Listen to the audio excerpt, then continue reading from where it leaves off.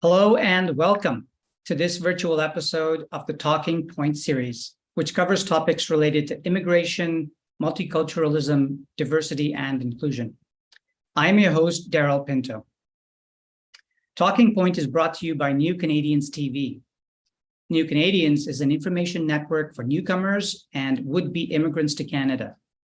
You can visit their website at newcanadians.tv or their YouTube channel, where this session is currently being live streamed.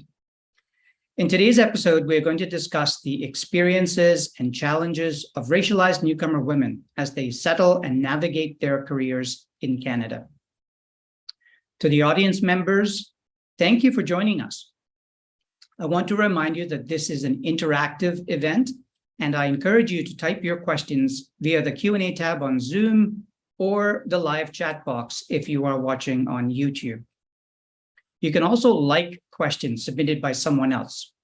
The more audience likes a question gets, it will get pushed to the top of my screen, and it's more likely that I will ask it of the panelists. So let's get started.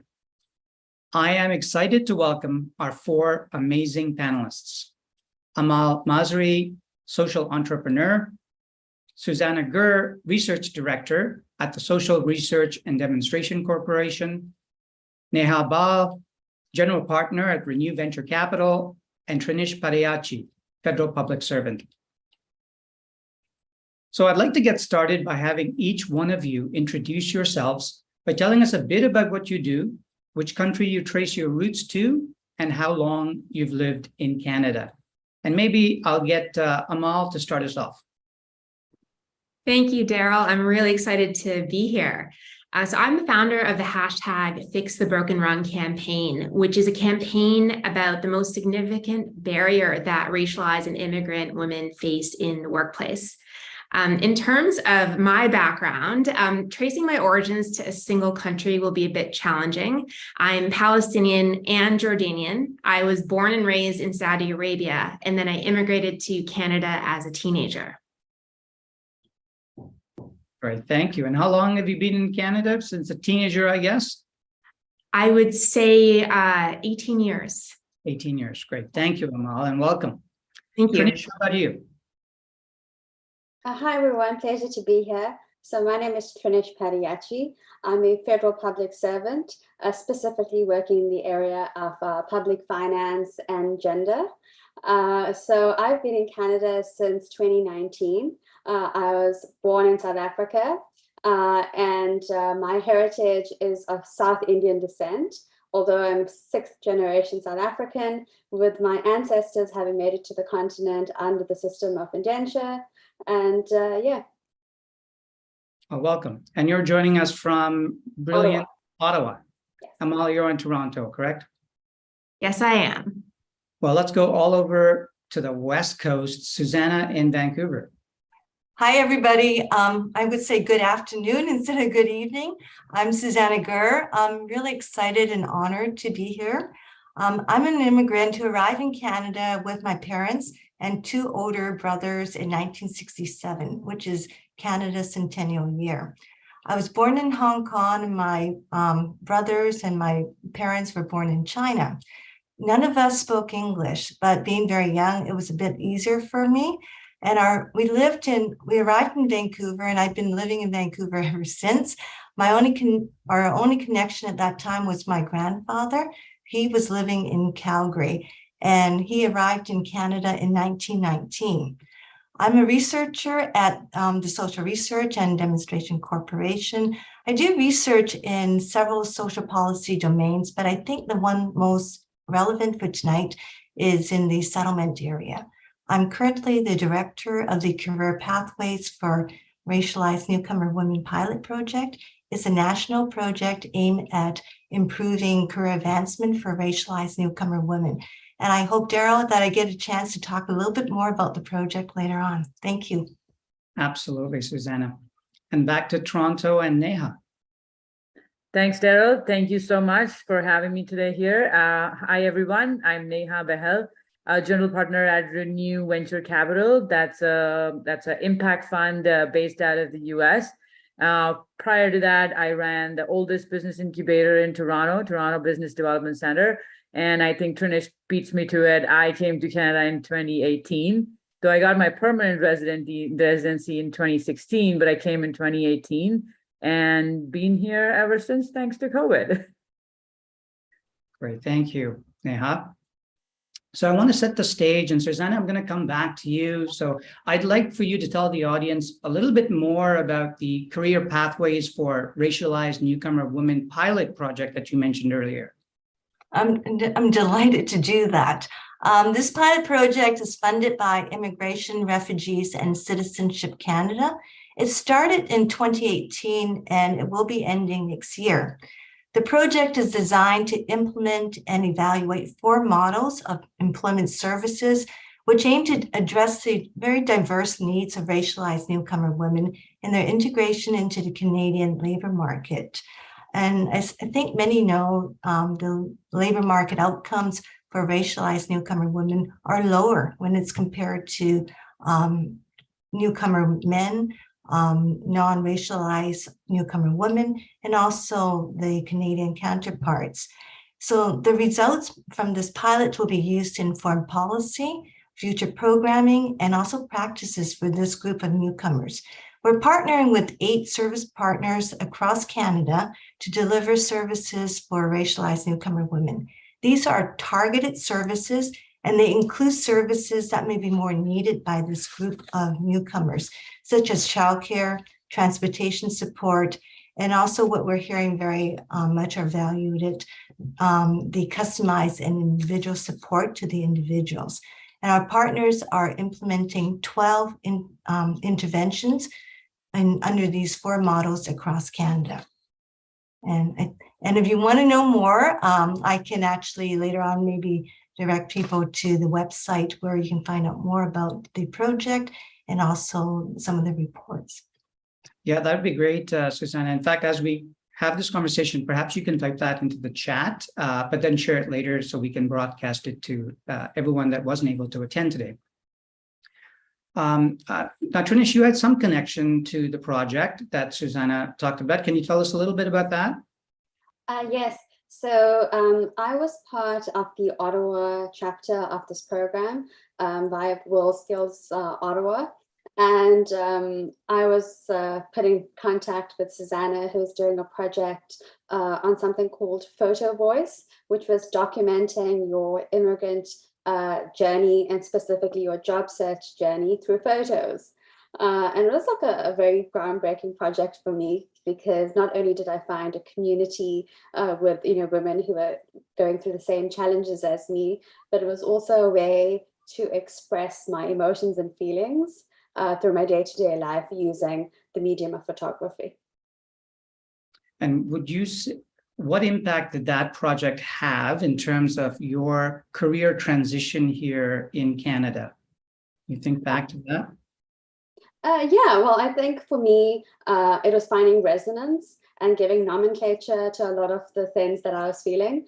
I think for me, I didn't really understand the process of immigration in its entirety because I had come under a spousal visa because my husband is Canadian, and I underestimated how difficult it would have been to find that first job and have that first job opportunity. And so it really gave me confidence in that, okay, there were, other people, going through the same things, these feelings were legitimate, etc. And yeah, it gave me, a network of people that helped me then get that first job. Great. Now, Amal, the audience may not know this, but you've paused a very successful corporate career to pursue this hashtag Fix the Broken Rung campaign. Can you tell us a little bit more about the campaign and what motivated this move for you? Sure. So the campaign is focused on the broken rung of the career ladder, which for racialized women is the first step up from entry level to manager. And this is where in Canada, racialized women lose half of representation. It's actually, this situation is much more severe here than the US. And that partly has to do with immigration and our ability to integrate new Canadians into our labor market. So as Susanna and Trinish, the work that you were doing as well. In terms of motivation, if I have a successful corporate career, but so many other very talented, motivated, hardworking, racialized women can't, that's not as meaningful. And I've dedicated a bit of time in my, to take a bit of break from my career in order to focus on building up this campaign, because it is something that we do have the ability to create the solutions. But at the moment in the corporate world, there isn't enough prioritization and focus on this issue. Amal, a follow-up question to that. So you've talked to a lot of stakeholders so far. I'm sure you're going to continue to. Can you give or share with the audience insights into the conversations you've had? Maybe some specific examples without naming names of the typical journey of a racialized person starting a corporate career, but somehow not being able to find that rung to grow the career. I absolutely can. And I can share my story and the stories of many other racialized women, which is when racialized women, especially if they're immigrants, new Canadians, get into the workplace, there's a rule book of being in the corporate world that sometimes isn't apparent if you weren't raised here, if you came here recently, if you didn't have parents working here. And it takes longer for racialized women to understand that this different set of roles even exists, to understand how to succeed within the system. And while that's occurring at the same time, our institutions aren't necessarily set up to address that either. There's a very wide gap in understanding across the board of where we are with racialized women and their progress in the workplace. It's understood that this is a hot topic at the moment, but in terms of creating a shared understanding of the multiple dimensions of this issue and to really coalesce around solutions, there's a gap. What I have heard is one of the solutions that's been very effective is targeted, intentional professional development and sponsorship programs. So the companies that have done this, and this is validated by research, for example, by McKinsey, the companies that put focus on this issue and specifically target it are able to achieve success and are able to fix the broken rung. But those companies are few and far between. So trying to find ways to scale these solutions and make them more widespread is critical in our ability to fix the broken rung. Thank you, Amal.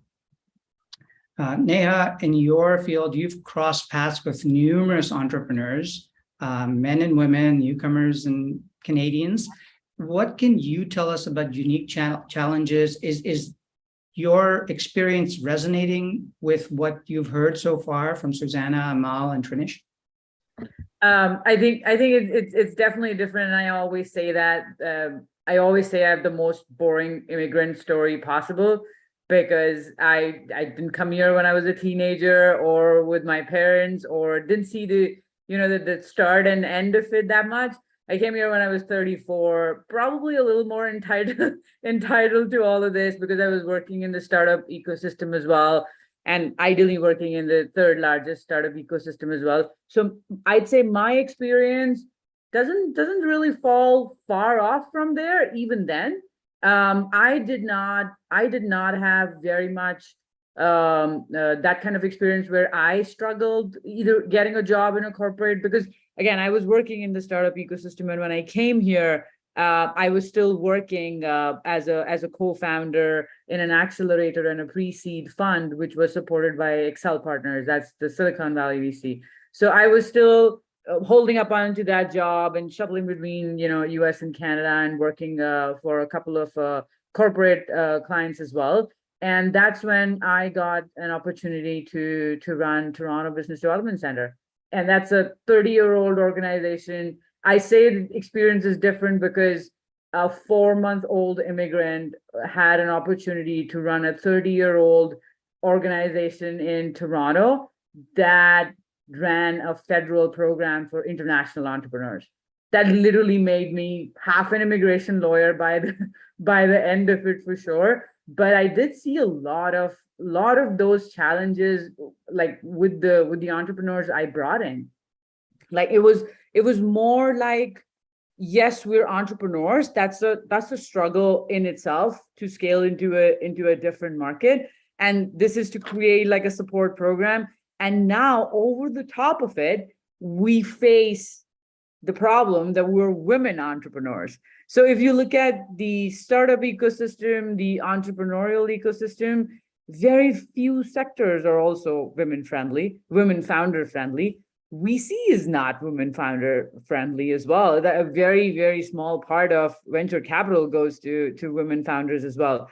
So there are a ton of those experiences that I've had. And I think at one point in time, I ran the organization for 3 years, and at one point in time, I did, and I think I was saving this for your question on what I could change. As you know, if I had a magic wand, one thing I could change, I had that feeling where I thought, Canada is betting on my failure. Canada is not betting on my success. So that's the feeling I want.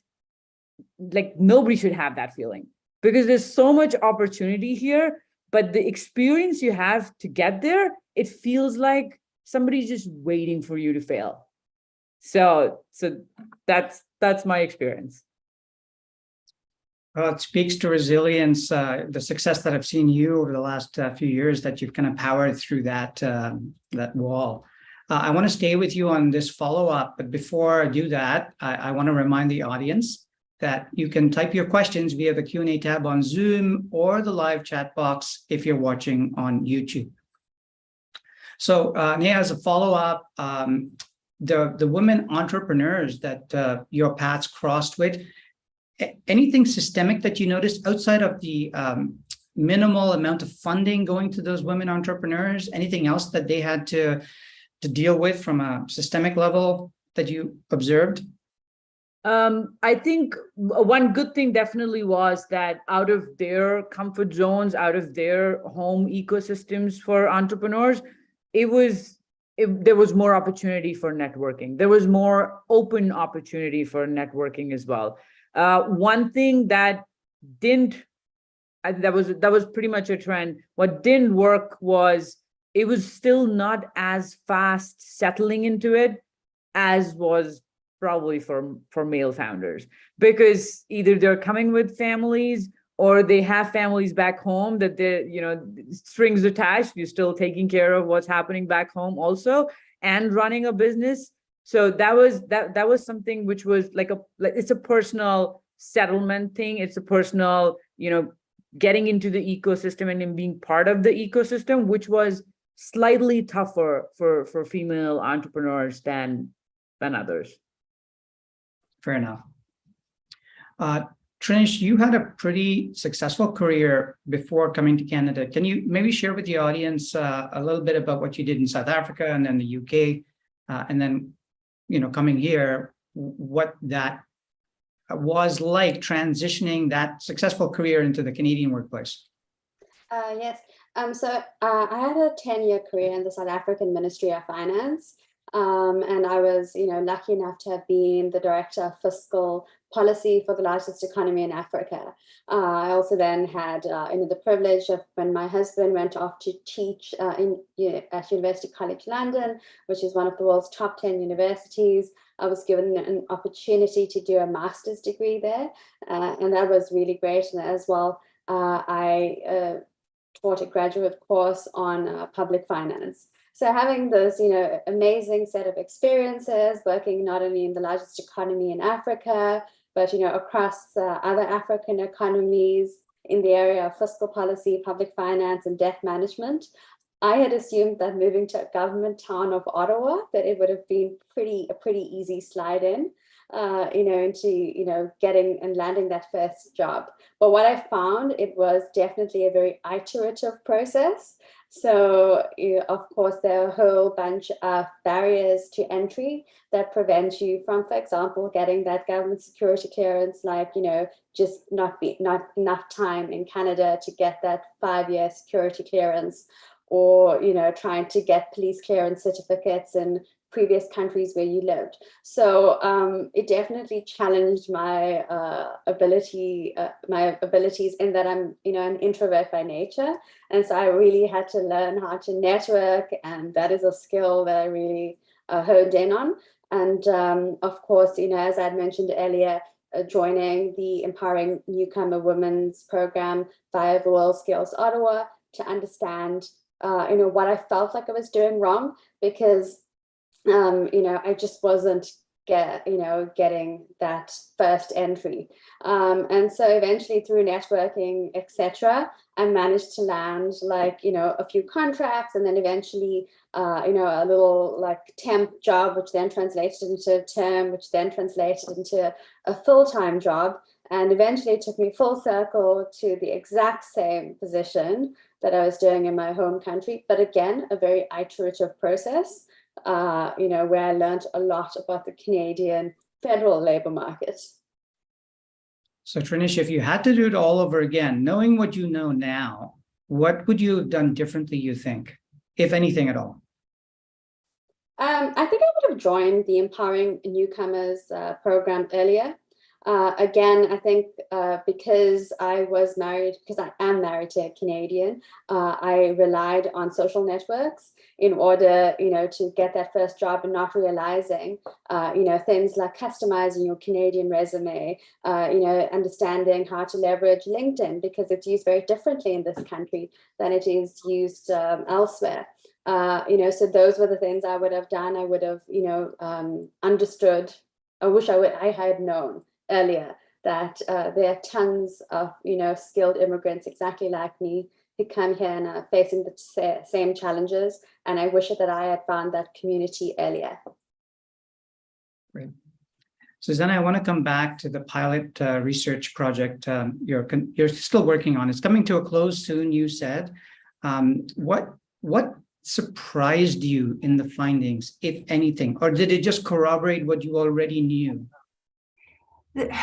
I think there were some that validated what we thought we were expecting to happen. And I think from some of the discussions, especially what Trinish has been saying, we're just actually releasing an interim report.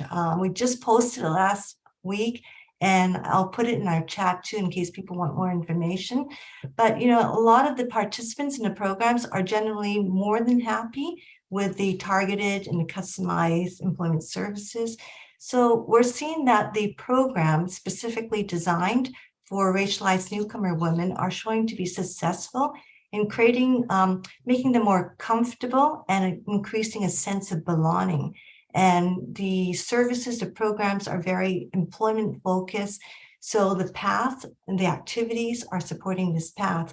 But we're hearing consistently, similar to what Trinish is saying, that the women said that they don't feel as alone with their problems, and there are others in the group with similar problems.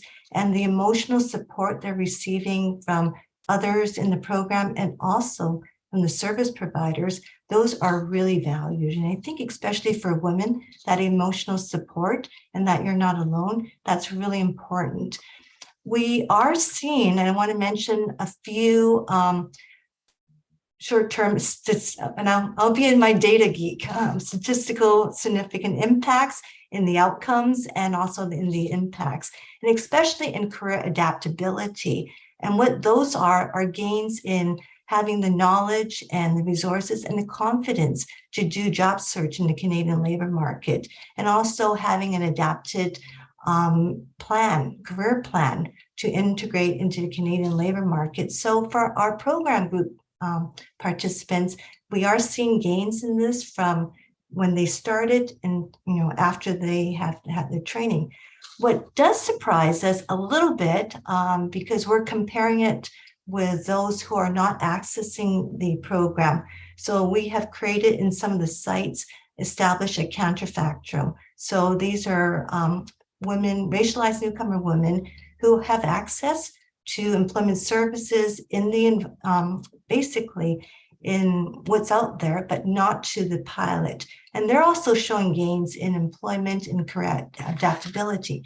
But when we compare their outcomes to the outcomes for those who are in the pilot, the outcomes for those who are in the pilot are bigger.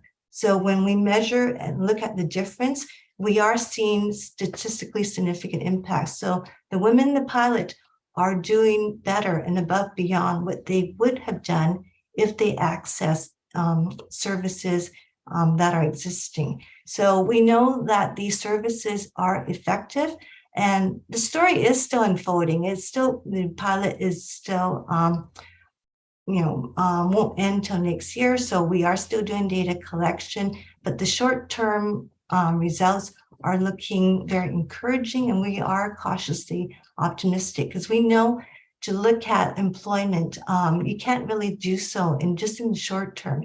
It very much takes a longitudinal follow-up and analysis, because when you come, your settlement journey is not just 6 to 9 months. It takes time, and does take time before you can maybe catch up or have better employment, commensurate employment. What did surprise us, because we want the findings to tell us, if this is future programming, who does it work for, but who does it not, work for, where we can do a bit more, because there are disadvantages already, being a newcomer, being a woman, and racialized. Those present kind of challenges to integrating into the labor market. But when you combine different identities, different factors, those challenges may be even harder. So we've got several dimensions we're looking at, and age. So for the women who are 40 and older, their experiences are not as good and their outcomes are not as good. Those with young children is that also, again, more, especially for those with children under 6, again, those it's more challenging, more barriers for them. But we did find during COVID, because we switched over to online training, some of the women who might not have been able to access the programs because they have young children were able to do so because the programs and services were very flexible. The one we are finding, those who've had some work experience, Canadian work experience, they're doing better. And that kind of speaks to, how do we find ways to actually to provide that, so that the newcomer women have that work experience, so that they're more, more attractive to some of the employers as well because of this experience. So hopefully people will stay tuned and tune in for the next chapter of the report. I'm looking forward to that, Susanna. Susanna, the interventions that were part of your pilot, can you give us some ideas to what specifically one or two of those interventions were, especially the ones that were very successful based on your research? There, very quickly, there are 4 of them, and they're kind of positioned from the distance from the labor market, because some may not need as much help, but some women need a bit more help.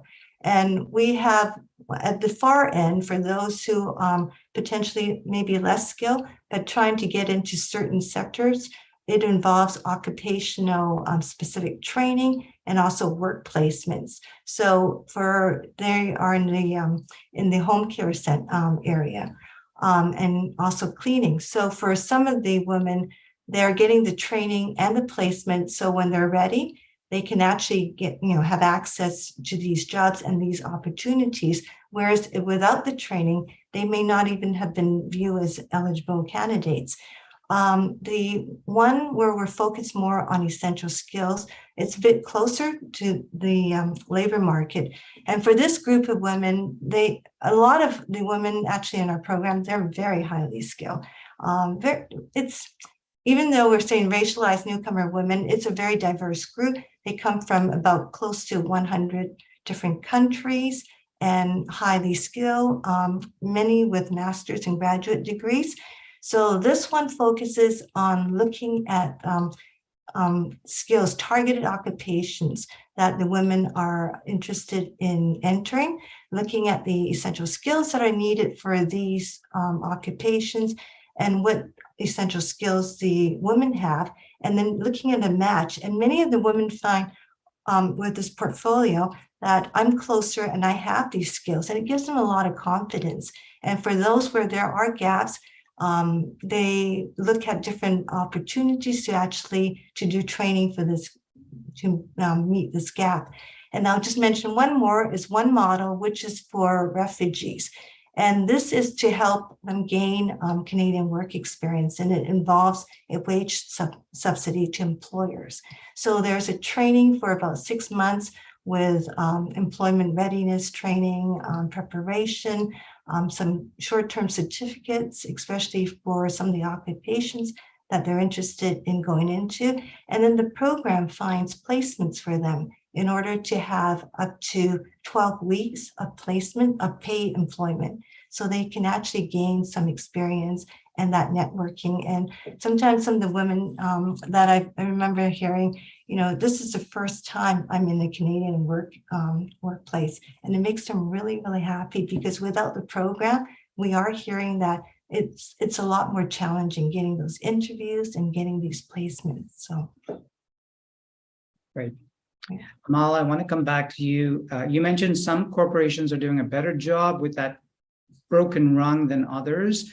I have Laura in the audience asking a very practical question. Can you tell us, what are 1 to 3 things any leaders working in corporate space can do tomorrow to start fixing that broken rung? That's a great question, Laura. I'd say to start off, outreach is really important. So in terms of making the effort to get to know these women, to build the relationships, because of cultural dynamics and different experiences along the way, it can be more challenging for racialized women, new Canadian women, to have the confidence to approach leaders. So taking the initiative and reaching out to these women, trying to understand their priorities in their work, that's something that makes a difference, and we've seen over and over moving the needle. I would say additionally in hiring processes, it is really critical to have a balanced slate of candidates and to follow a process that is, I think I won't go into the details now, but is pretty well regulated, so all candidates have the same experiences. So when it comes to promotions, there's a more focus on equity in order to do that. I think also finally, it's understanding that there's just a very different experience here. This intersectional experience, if you're facing the barriers of race, gender, new Canadian status, that is going to be a very different feeling of the workplace than someone else who doesn't have those barriers. So having also more empathy for that journey. What I've heard from young women who have had success and who have received the support is they had someone who just took the time to really get to know what they're working on, their interest, and gave them coaching and mentoring to build their confidence. And once that happened, that was a launching point for them to have more success in their corporate career. So I think just reaching out with more intentionality, a bit more regulation with hiring processes, and just empathy for understanding that this is an extremely different journey than other groups of employees. Those are things that any leader could implement tomorrow and would go a long way to addressing this issue. That is such practical advice, Amal, so thank you for that. And, as you were speaking, I was thinking it's just as practical advice for the government sector or the entrepreneurial sector. And Neha, I want to come to you. In your experience, or the women entrepreneurs that you've coached and come across, how much reaching out are they having to do? How much heavy lifting reaching out are they having to do versus the system, successful people reaching out to them to kind of lend a hand in their journey? I think the conversion rate is probably a little different, but I totally agree with Amal on the empathy bit. I'm a Renew VC, and this is the bottom line. We're like, everybody succeeds and fails. And one of my mentors once said, when you succeed, everybody succeeds with you. But when you fail, you fail alone. So it's like you need to have that empathy for the other person. And at Renew, we believe in, even for the entrepreneurial journeys, that we invest with empathy. We are founder first. We are trying to understand what their challenges are. And that's a very good example of how we built our general partner team as well at Renew. So we're 8 GPs, 6 of us are women. We've got anything and everything, starting from Black, white, brown, immigrant, everything. And there's a reason why, because we wanted to hit the blind spots of the VC. A traditional VC looks at deal flow that's in their network, that there are similar people looking like them, doing things they know about, but they're missing on the opportunities that basically other like either women or other ethnic groups bring to the table, or from different countries bring to the table, including racialized women. So the opportunities they see, just because you cannot understand what the opportunity is, does not really mean it's not scalable. And second, it can be a unicorn. So one of the bigger ones, I think, as an example, is the founder of Nix getting an exit out of what she was trying to do when she was trying to raise money while she was pregnant with 2 twins. And it's so I think it's not limited to racialized women, but more so for racialized women, the empathy part of it works really wonders, because you hit to get their maximum potential when you really know what they value. So I think that part I would totally agree on. And the kind of entrepreneurs and women entrepreneurs that I have advised as well, it's absolutely the same. And women entrepreneurs coming to a different country, I can tell you from my experience, it's not their first rodeo. Like, I have lived in 5 other countries before I came to Canada. Canada, for me, ideally, while it was going on, what I was doing, it was somehow never on the map. I was like, if I have to take up a job outside of India again, I will probably go to US, because I studied in UK, I worked in Europe, I studied in US as well. So there was nothing really that was attracted, like, coming out of the way for me that I should be in Canada. But when it happened, I did see so much opportunity, and I think somewhere we miss out that this diversity and this mix of people brings so much more opportunity to do big things, at least in the innovation sector. Like, this will make us the AI hub of the world. This will make us the next Silicon Valley or not. But that's what makes it what it is now. Okay. So Renew is really building its model around the untapped opportunities like racialized newcomer women, or in other groups as well. Do you see a lot of competition coming your way in this space, or are you fairly much a pioneer? It's hot topic. I will agree with that on what Amal said. It's a hot topic. It takes a lot more to do something about it. It's you can talk about it all day long. Like, I rant about women in tech, and there are funds sitting there, $250 million funds, $500 million funds for women in tech.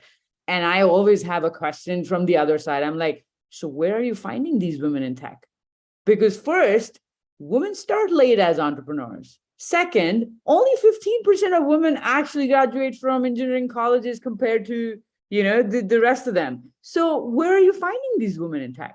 So maybe the outreach has to be very different, right? So I mean, we're building up on something, even on the investor side of it.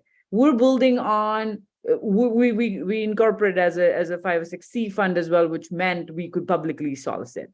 It's not a 2-people fund. They come up and announce they raised a $500 million fund and they're ready to deploy.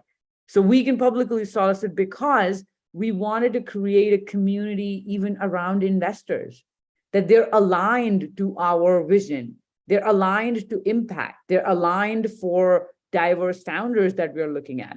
So those 2 pieces are absolutely major in this case for us. Amal, you had a question?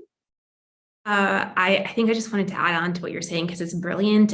Your point about outreach, which is the outreach looks completely different for this demographic.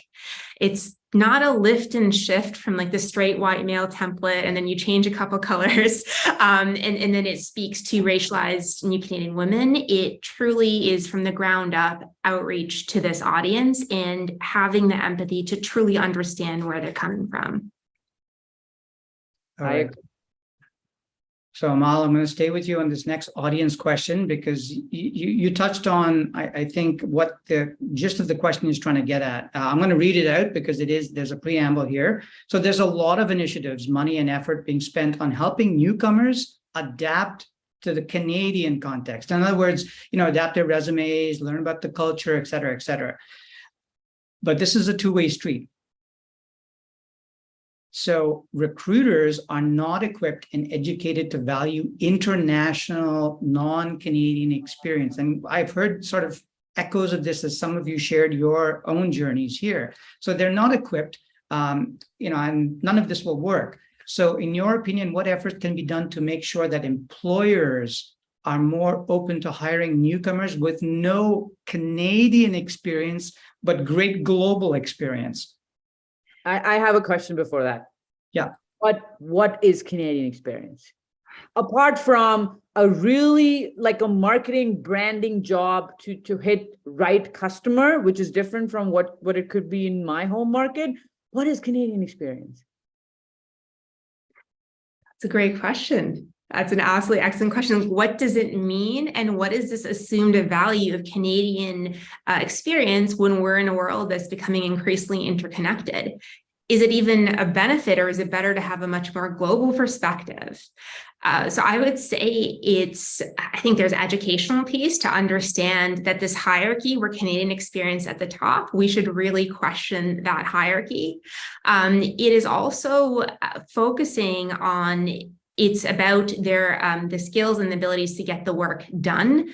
Context can be taught very easily. As someone who has led a large team, it's easy to teach those things, but to teach, skills, talent, capabilities, that's much more difficult. And also in terms of recruitment, it is developing more sophisticated ways to be able to assess capability, quality, and skills than merely looking at experience. Experience and resumes will only tell you a very small piece. So I think it's number one, to really question the value of Canadian experience, but it's also to look closer and to develop other ways of understanding the right fit between the candidate and your organization beyond the location of where they perform their work. Thank Susanna, go ahead. I love the question, what is Canadian work experience, right? Yeah, and I've been doing this work for a long time, and that comes up over and over again. There is a local immigration partnership here that actually has a research project exploring that specific question. And so, I'm not sure what they're going to find, but I think it'll be very interesting and very important as part of the conversation. But some of the employers now I'm hearing with support from employer service partners are looking at their job ads because it is really excluding newcomers from applying. And I think there's studies have shown also, especially for women, we tend not to apply for jobs unless we really feel we've met every single items, right? So when you combine, some of the other identities, it makes it even more difficult.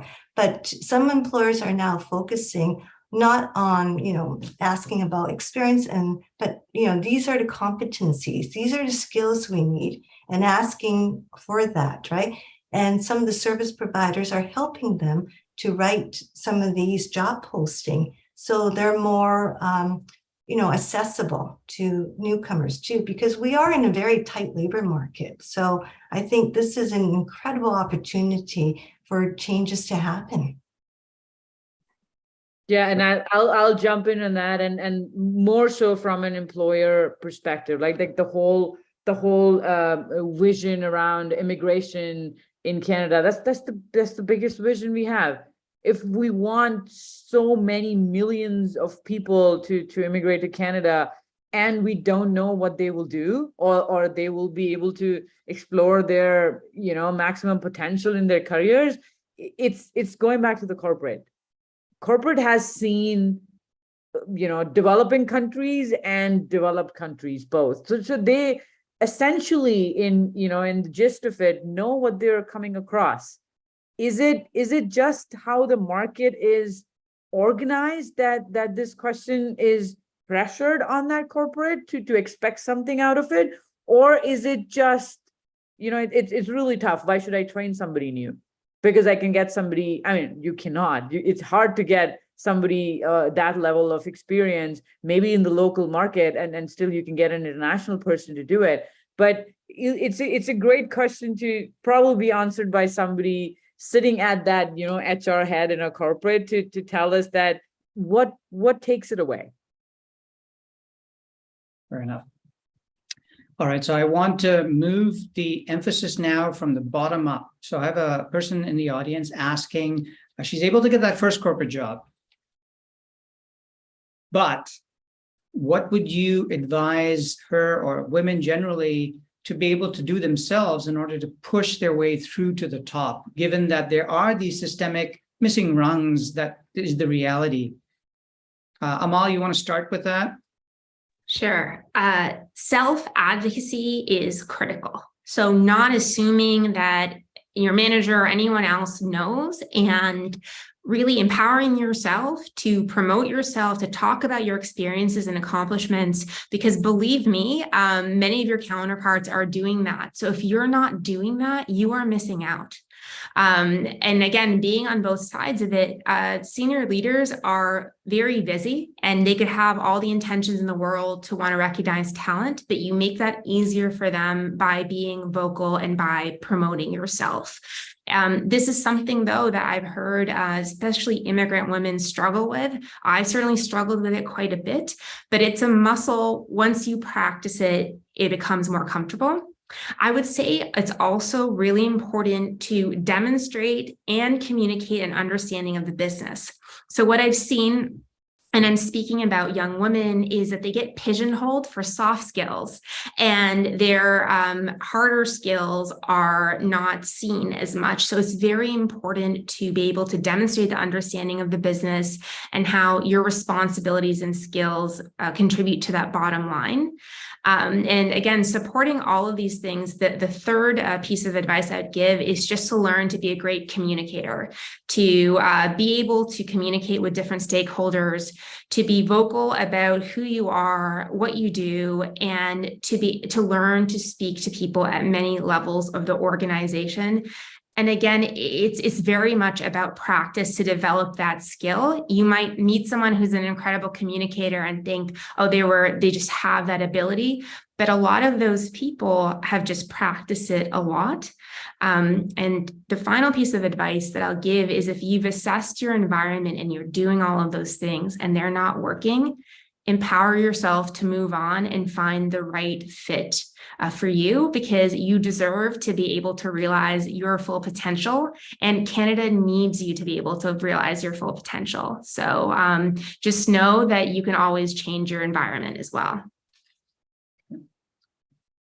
Building on what Amal's advice was, Trinish, you mentioned earlier that when you're an introvert by nature, and when you first came here, like, networking wasn't your thing. Self-advocacy, how did you use that, if at all, in order to kind of push forward into the career you have now? Well, I think it's important to know your brand, because again, you need to be able to stand out and have your own value proposition. So being able to know what your brand is and being able to sell yourself in that quick elevator pitch of like 2 minutes, oftentimes because people don't have a lot of time, and your opening statement and impression is so important. So I think, as Amal said, people practice, the art of speaking, the art of, holding an audience. So I think, that's what my advice would be. I almost want to, but I'm not going to put you in the spot to say, let's hear your elevator pitch, Trinish. So Trinish, you have a UK and South African experience. How different is Canada than those two countries in terms of navigating this job market to find meaningful work? The same or very different? I would say very different from the South African and the UK experiences. Of course, South Africa is an economy dominated by high levels of inequality, and so the educated class is very small, and so it's much easier to land meaningful employment.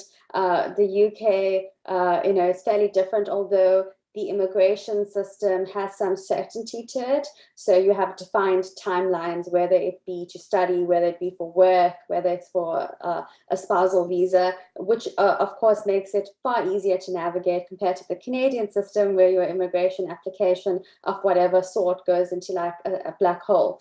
And you're waiting endlessly for information on where you stand. And I would say Canada is definitely, or maybe this is very specific to Ottawa, about networks. I find that a lot of the jobs are network driven, and it requires you to gain access to those networks, which means being able to transcend some of those biases, be it, people not recognizing Canadian experience, people, listening to your accent before, they actually listen to what you're actually saying. So, yeah, very different. Right. So I want to ask the magic wand question. And some of you have kind of touched on what you would like to see or advice on what could change. But if you had a magic wand, Trinish, and you could ask Canadians to change one thing just to make this a much more receptive system for talent that is coming from all parts of the world, what would you choose to fix or change? I would choose a practical change. For example, all newcomers that come to Canada have to gain qualification equivalency, which not only there's a time component, but there's a financial component, and it often acts as a barrier for a lot of people in order to produce those documents to gain employment. So I would, scrap that as a process and, have some portal of internationally recognized skills where this, can be verified. Making a note of that. You're in Ottawa. You can move the powers that be, Trinish. Amal, what about you? What would you use your magic wand to fix right away? The broken rung. In terms of pragmatically, I would say it's greater accountability from organizations in setting targets. Really, that is the solution for these problems, because once targets are set and once that's part of performance and compensation, leaders invariably will find the solution. So in the corporate world, I think more broadly setting targets at all levels for equitable practices and representation would make a tremendous difference. And are you aware, Amal, of any corporation that has actually taken that step? For the broken rung in particular or overall? For the broken rung in particular, in terms of setting targets. I have not heard of one yet. So if anyone knows, please let me know. I'd love to hear about it. I've heard of targets more generally. That's pretty common, but not the broken rung in particular. Okay. I do want to invite the audience, this campaign that Amal is running, hashtag Fix the Broken Rung, invite you to tweet or post about that topic to spread the message. And hopefully we'll get the first corporation to take that step. What do you say to that, Amal? I would love that. That'd be incredible. Susanna, what about you? You have the magic wand. Can I be greedy and ask for multiple magic wands? You can take mine. Go ahead. It's a complex issue, and I don't think there's one fix, but if I had a wand, I would wave it over employers and businesses. And I think that resonates for some of the things that I've been hearing already in this hour. I think there are services, programs already focusing on services for newcomers, for racialized newcomer women. But I think we need to do more on the employer side, since we can't improve the situation by working only with newcomers. Employers are a big part of this, and there's more they can do. And there's also a lot of benefits for them too. That, the diversity that we're hearing, adding that to the workplace. So, and we are in a tight labor market too. So working with service providers, if they don't know where the talent is, and to better connect, and also having, talent, kind of coming, accessing very easily to this pipeline. But also, I think enhancing individual and corporate cultural competency, I think it's important too.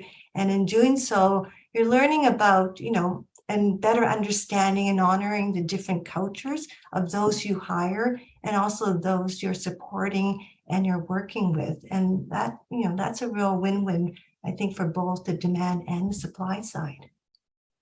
Excellent. And Neha, you had the magic wand earlier today, but I'm going to give it back to you. What would you change? I like my earlier answer was all these three women are very, very practical. They chose something really, really practical. So, but I'm a storyteller. So mine goes literally like for the corporate, the employer side of it, for the government side of it. It's like, put your actions where the value is. Talk is not enough. Put your action. It doesn't really take anything more than putting your words there, but put your action where the value is. And for like entrepreneurs, for newcomers, I know and I'm coming from India, and then it's the same. It's very hard to talk about yourself, talk about what you do, and why should you be, promoted or whatever. So one thing about, entrepreneurs, newcomers is ask for it. This is the place where you can ask for it, and you will get an answer. Worst case scenario, the answer will be no, and you will get a reason why. But if you don't ask for it, the answer is always no. So you should know what you deserve, what you're working on. It's not about telling somebody, a very hairy, audacious goals kind of story that this is where I'm coming from, but it is literally telling them what you want. So that will be my magic wand. It's a wonderful point. So listen, this was a Talking Point episode brought to you by New Canadians TV. You can catch New Canadians in Canada on Omni Television, also on YouTube, and the website newcanadians.tv, where you can sign up for their monthly newsletter. To get notified of upcoming episodes of Talking Point, you can follow New Canadian social media channels on Facebook, LinkedIn, Twitter, Instagram, as well as the Telegram messaging app. There'll be a quick survey for those in the audience to fill out afterwards, but I do want to give a huge thank you to our panelists, Amal, Susanna, Neha, and Trinish, for sharing your thoughts and experiences today. And I really look forward to those magic wand wishes that you all put on the table to be a reality soon. And to the audience members, thank you all for your participation and amazing questions. See you all next time.